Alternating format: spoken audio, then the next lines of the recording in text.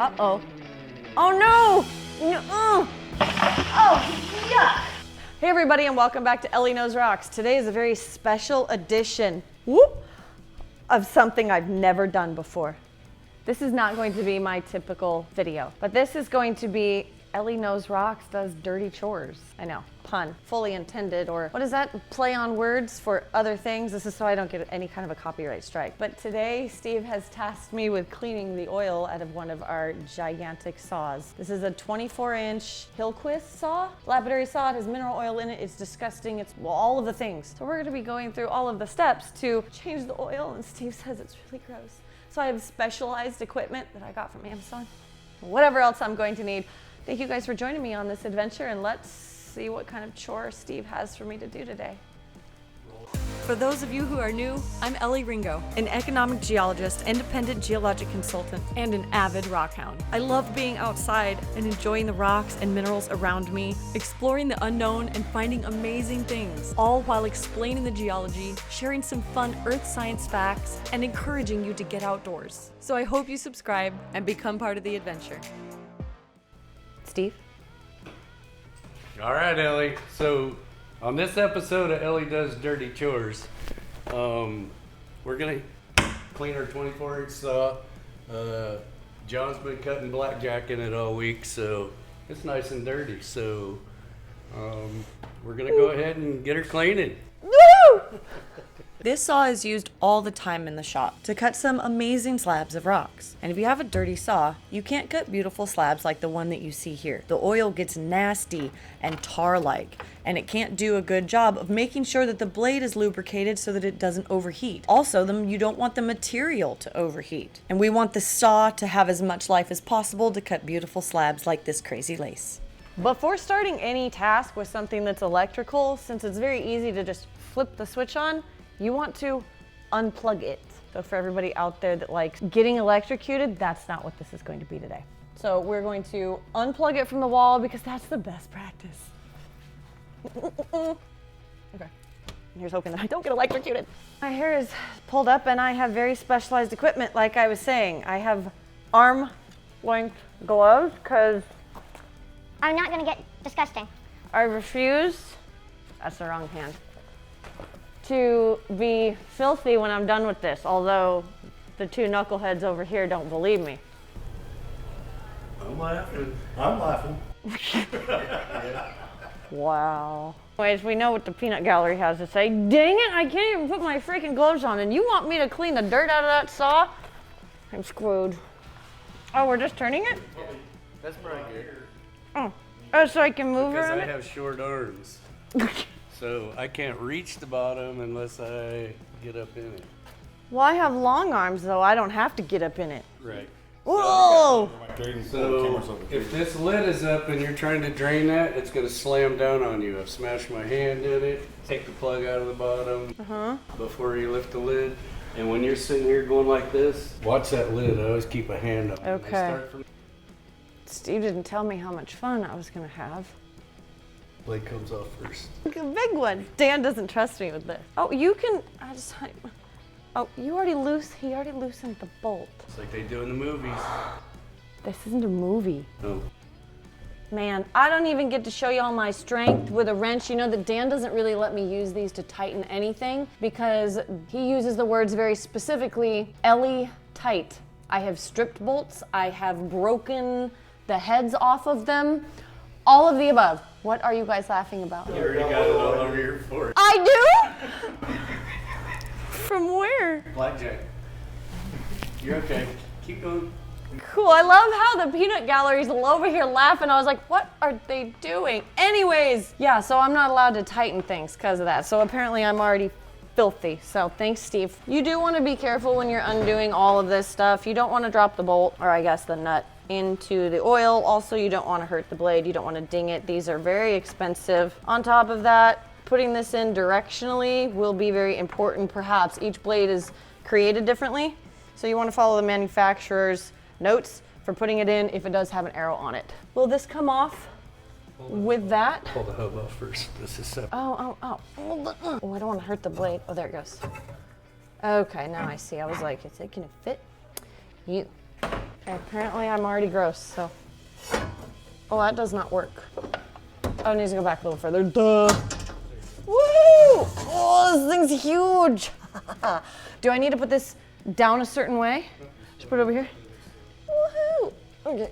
Just so you know, every 100 to 200 slabs, I sharpen the blades. Oh, really? Every 100 to 200 slabs. Wow, awesome. Oh, look, junk. Cool, okay. Monitors clean the saws. They're allowed to keep anything they find down in the oil. So, some nice things have been found. Is my face filthy still? No, I got it off of there? no. No. So I take these rags, I wipe the inside of the lid out. Yeah. Ew. And yep, this is what we're doing. I am taking a rubber squeegee and just scraping off all of the oil from all of the parts into the catch basin. Well, here's hoping that I can find a cool piece of turquoise. This is disgusting. A better way to do this than I'm doing it, or no? No. Okay. Oh, that moves. Let's move back and forth. I knew that. No, I didn't. I didn't know any of it. I've never done this before. I've never had to. Oh my gosh, this is disgusting. I love the caveat. You're like, don't panic. Don't panic, Ellie. Okay, this whole scraping it with this thing sucks. Oh my gosh, that's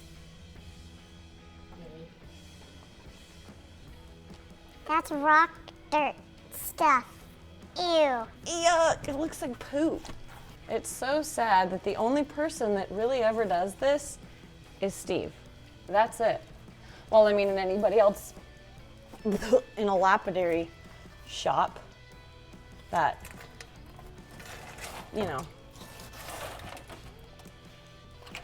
So, with all of the little rocks, do you just put them in here?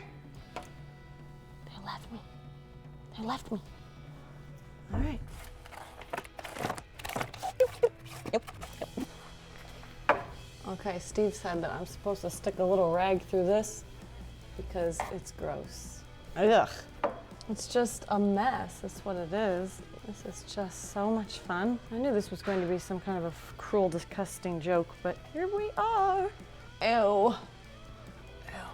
Now that I have scraped all of the oil into the bottom of the pan, I have to drain the oil. So I am attaching a large pipe wrench to a giant nut at the bottom and trying to loosen it so that all of the oil can drain out into the bucket. And this cap was on there tight. I'm real glad that my spidey senses were kicking in right about now when I realized that I don't have my glasses on, because I was not warned about the next part. Oh, yuck! You can't hear it in the video, but I look over because Steve and John are laughing super hard at me. Whoa! You jerk. They're over here just jumping out of the way like... I've never done it sitting down. Not there. I didn't get any on me. It's on the bucket. It's all over my freaking glove. This is revolting. Revolting. It's a dirty job. Dirty chore. Oh, exactly. I don't know why you do this without gloves, Steve. You shouldn't. While that's draining, I guess this is here. Real quickly, lapidary dermatitis is a real thing. If you have a cut, say on your arm or your hand or anywhere, and you're dealing with mineral oil and the particles that come from cutting up rocks and you get them into your skin repeatedly over and over and over again, it allows your skin not to heal. So you create like this micro infection in the hair follicles and in the skin that allow basically for a permanent scab. As your body starts to scab over and that material is not fully cleaned out, your body actually keeps it next to your skin, further allowing the wound not to heal. And so as you pick off the scab or it itches or something, it itches, one, because it's trying to heal, but also because there's stuff underneath of the scab that isn't allowing it to heal. So if you continue to do this without the proper PPE, like Steve has done, You can get, sorry Steve, we love you. Trying to get Steve to wear gloves like this. But he does this all the time. There's 1, 2, 3, 4, 5 different saws. Maybe 6 if I'm missing one. And then we have little trim saws to boot. These are just the big ones. But then we have 1, 2, 3, 4 trim saws as well. And they're all oil based. We have like one water saw here in the shop. So this is why I guess helping people out. If you can help your lapidary shop, if they're not wearing gloves. We love you, Steve. But it's a real thing. Just be aware of it. You don't want to be handling mineral oil without the proper PPE. Do yourself a favor. Don't. All right, Steve said I'm not even close to done. So let's keep going. You would think within this they'd make like a thing to pull up, but I guess they don't.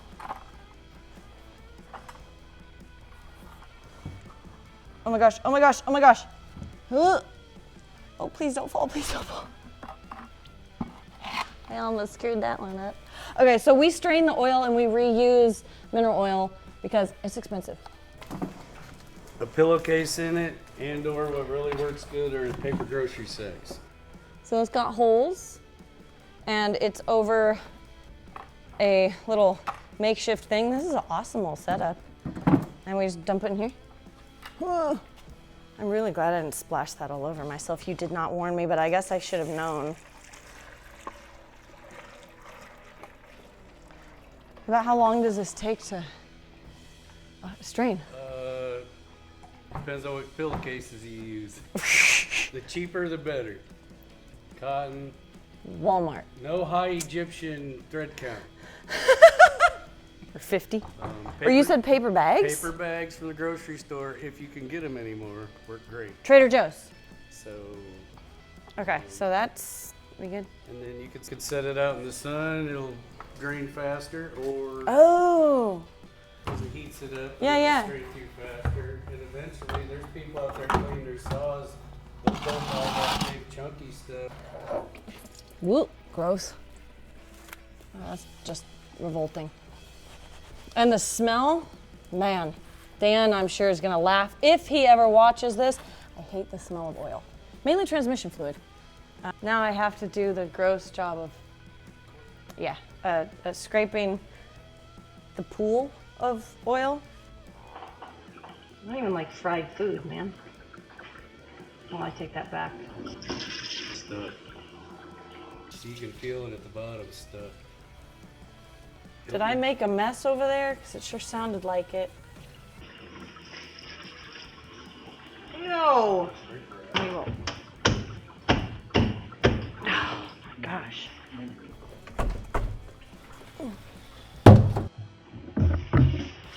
Yuck. Should I not be putting them rocks in there? No, dude. Unless you want to pull them out and wash them off and see if they're gems. Ooh! Do we have a little something I can grab that out with? Oh, Steve, I think, wanted me to really work at this. I'm having her do it the OG way. Okay. I don't care.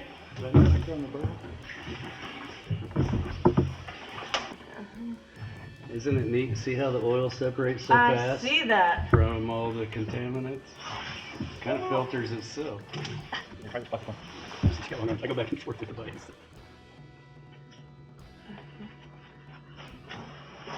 Oh, what? I bought those. I get credit. This was smart. Thanks a lot. I only did that because I'm so short and it gives me extra reach. See that? John looks like he's a longer person too. I mean that with all due respect, John. John, he gets up in there. Once I was done scraping all the oil into the pan and letting it drain, I started to use a towel to clean up the rest of the oil because Steve doesn't use a solvent because he doesn't want it to break down the oil later on when he's cutting rocks. Once you're dry, that'll last a little longer. I take a brush and get all them crumbles and all that stuff out of these threads. Smart! Oh yeah, because there's a bunch in there. Look at you. That's super smart. See Yep. how they're packed in there? Oh yeah. Jeez. Oh, ew! Oh, did I just get you? Yep. I'm sorry. This is dirty chore. Sorry. Head. No, you're fine. It's all wiping down from there. Okay. Stop. That looks super pretty. It's pretty. Before we do that, then we're gonna put some oil in these herbs, yeah? Yep, right here. On there. All right. And how many squirts do you usually give it? Till it comes out of, do you have a drain hole somewhere? Let's see it squeeze out. Are you waiting for it to come out of that hole? I hear it too. I hear it. Do that. Happy and got as clean as you want it. We can put the blade back on. Okay, do we put the blade back on before we put the oil in it? Yep. Blade. Now, is this a directional blade? No. No, so we can put it on either way. Yep. Okay, so Steve was saying if for some reason the blade has been like warped or cupped or something like that, without throwing the blade away, he'll just flip it to the opposite side, but he'll use a Sharpie in order to tell him which side he flipped it to. That may or may not stay on depending on if you cut rocks. But also he says that about every 100 cuts, you sharpen the blade, right? 100 to 200 is sharp. Fair enough. Whoa, whoa. Okay. Woohoo! Sometimes it matters if there's a worn edge on the nut. Sometimes it doesn't, so just look for the worn edge. Is this like a certain torque that you put this to, or you just snug it down? I just snug it. Uh-oh, okay. Plenty tight. That is? Okay. See, and this is where I would have gone harder. Wipe this guy out just a touch, and then snug this on, and then we'll put oil in it. Uh-oh.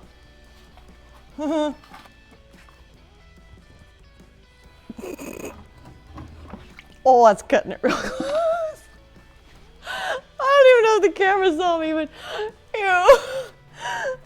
This being a segmented blade, each one of these little guys, on the very bottom down here, Steve is gonna help me fill it up kind of this mark on the bottom of the blade. Because you don't want it too high. He said that the oil gets thrown everywhere.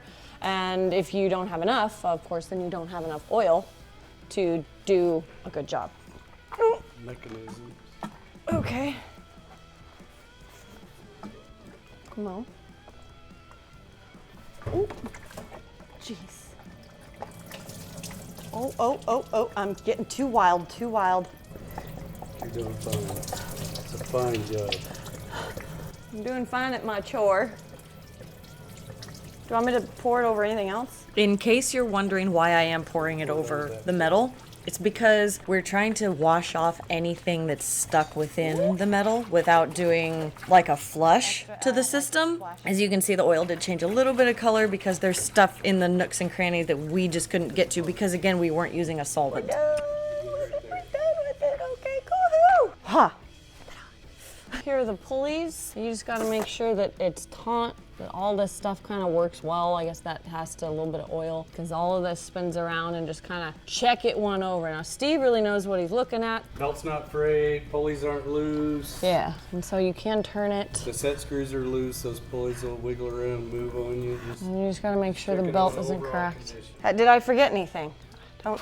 Nope, everything's tight. Yep, it's all tight. We're gonna check that belt. Nope. What do you think that's right?